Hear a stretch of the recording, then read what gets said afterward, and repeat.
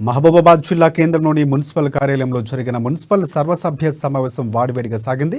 గత బీఆర్ఎస్ ప్రభుత్వ హయాంలో మహబూబాబాద్ మున్సిపాలిటీ అభివృద్ధికి 50 కోట్ల రూపాయల మంజూరుకు జీవోని ఇచ్చి అభివృద్ధి పనులకు అట్టాసంగా భూమి పూజ చేసి ఏడాది గడిచినా ఇప్పటి వరకు నిధులు విడుదల చేయకపోవడాన్ని నిరసిస్తూ CPI municipal floor leader Ajay Sarathi ఆ జీవో పత్రాలు చింపివేశారు.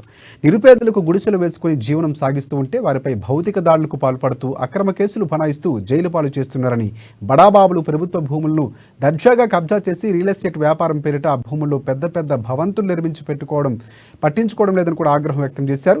ఇప్పటికైనా నూతనంగా ఎన్నికైన ప్రభుత్వం మున్సిపాలిటీ అస్తిత్వాన్ని కాపాడాలని కోరారు.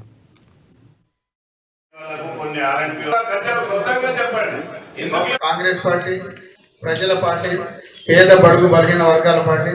ప్రజలు మార్పు కోరుకున్నారు. మార్పు కోరుకుని అదేవిధంగా మీరు మాకు ఓట్లేసి గెలిపించారు. ఇక్కడ ఉన్నటువంటి ప్రధాన సమస్యలు గవర్నమెంట్ ల్యాండ్స్ ఏదైతే బినామీల చేతిలో పోయిందో అవన్నింటిని వెలికి తీస్తాం. దయచేసి ఇప్పుడు చెప్తాం, అన్ని తీస్తాం.